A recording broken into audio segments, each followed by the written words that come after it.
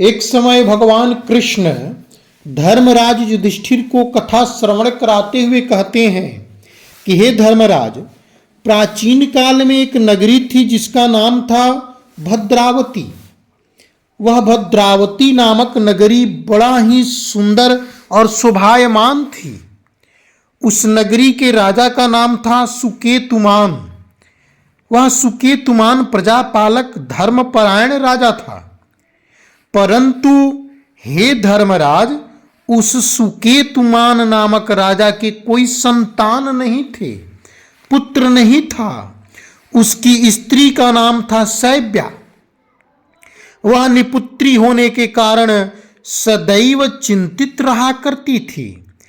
राजा के पितर भी रो रो कर पिंड लिया करते थे कि अब इसके बाद हम सबको कौन पिंड प्रदान करेगा। हे धर्मराज, राजा को भाई, बांधव, धन, हाथी, घोड़े, राज्य और मंत्री, इन सब में से किसी भी चीज से संतुष्टि नहीं हुआ करती थी। इसका एकमात्र कारण था कि राजा को कोई संतान नहीं था। पुत्र का न होना राजा हमेशा चिंतित रहा करता था। भगवान श्री कृष्ण कहते हैं कि हे युधिष्ठिर, वह सदैव यह विचार करता था कि मेरे मरने के बाद मुझको कौन पिंडदान देगा। बिना पुत्र के पितरों और देवताओं का ऋण मैं कैसे चुका सकूंगा।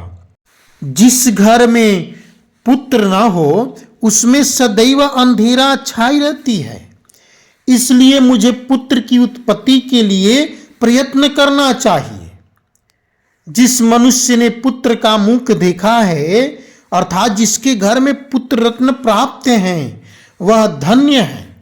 उसको इस लोक में यश और परलोक में शांति मिलती है, अर्थात उनके दोनों लोक सुधर जाते हैं। पूर्व जन्म के कर्म से ही इस जन्म में पुत्र, धन, वैभव, ऐश्वर्य आदि प्राप्त होते हैं। श्री कृष्ण कहते हैं कि इस प्रकार राजा रात दिन चिंता में लगा रहता था। एक समय वह राजा ने अपने शरीर को त्याग देने का विचार किया, परंतु आत्मघात को महान पाप समझ करके उसने ऐसा नहीं किया।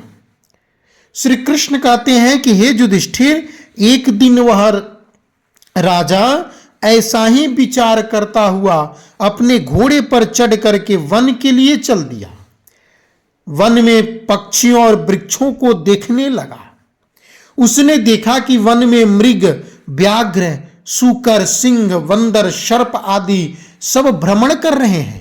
हाथी अपने बच्चों और हथनियों के बीच में घूम रहा है। इस वन में कहीं गीदड़ अपने कर्कश स्वर में बोल रहे हैं, कहीं उल्लू ध्वनि कर रहे हैं। वन के दृश्य को देख करके वह राजा सोच विचार में लग गया। इसी प्रकार उसको सोचते सोचते, चिंतन करते करते दोपहर बीत गए। वह सोचने लगा कि मैंने कई यज्ञ किए, ब्राह्मणों को स्वादिष्ट भोजन दिए, तृप्त किया, फिर भी मुझको यह दुख क्यों प्राप्त हुआ।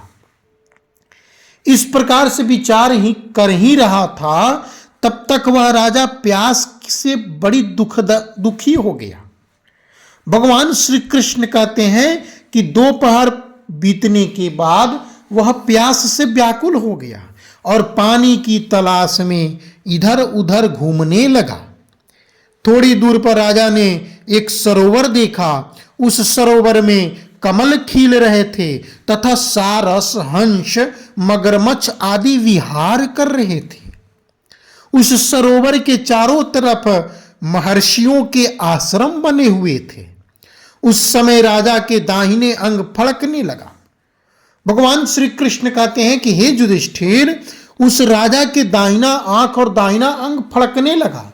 तब राजा शुभ शकुन विचार करते हुए घोड़े से उतर करके और जब सरोवर के पास पहुंचा तो देखा कि वह सरोवर बड़ा ही शोभायमान दिख रहा, बड़ा ही सुंदर उसकी दृश्य अति कोमल, मनभावनी, मनोहारिणी लग रही थी। और सरोवर के चारों तरफ मुनियों के आश्रम हैं। यह देख करके वह मुनियों के आश्रम के समीप गया।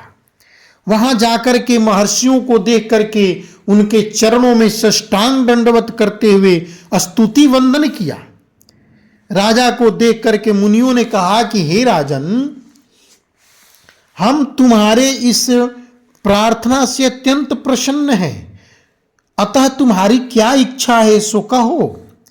राजा ने शुभ समय जान करके पूछा कि महाराज, आप सब कौन हैं और इस सरोवर के पास किस लिए आए हैं, सो विस्तार पूर्वक मुझसे कहिए। तब महर्षि कहने लगे कि हे राजन, आज संतान देने वाली पुत्रदा एकादशी व्रत है और हम सभी इस पुत्रदा एकादशी के दिन इस सरोवर पर स्नान करके व्रत उद्यापन करने के लिए, व्रत करने के लिए आए हैं।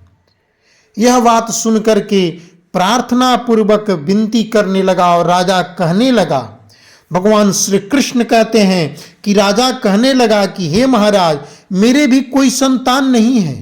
यदि आप मुझ पर प्रसन्न हैं तो एक पुत्र का वरदान दे दीजिए। तब मुनि प्रसन्न मुद्रा में कहने लगे कि हे राजन, आज पुत्रदा एकादशी है, आप अवश्य ही इस व्रत को करें। भगवान की कृपा से अवश्य ही आपके घर पुत्र प्राप्त होगा। मुनि के वचनों के अनुसार राजा उस दिन उस पुत्रदा एकादशी नामक व्रत को किया और द्वादशी तिथि में अगले दिन व्रत की विधि पूर्वक पारण किया। तत्पश्चात मुनियों को प्रणाम करते हुए राजा अपने महल में वापस आ गया। भगवान श्री कृष्ण कहते हैं कि हे युधिष्ठिर, कुछ समय के बाद बीतने के पश्चात रानी गर्भ धारण कर ली। समयानुसार उस राजा रानी को बड़ा ही सुंदर एक पुत्र रत्न की प्राप्ति हुई। भगवान कृष्ण कहते हैं कि नारायण की कृपा से वह पुत्र बड़े होकर के अत्यंत सूरवीर, धनवान, यशस्वी और प्रजापालक हुआ। श्री कृष्ण कहते हैं कि हे राजन, तुम भी इस पुत्रदा एकादशी व्रत को करो, जिससे तुझे पुत्र रत्न की प्राप्ति होगी। जो मनुष्य इस कथा को पढ़ता है या सुनता है, उनको अंत में स्वर्ग की भी प्राप्ति होती है और उन पर नारायण की कृपा होती है। परिवार में पुत्र रत्न की प्राप्ति होती है। जय श्री कृष्णा। श्री राधे राधे।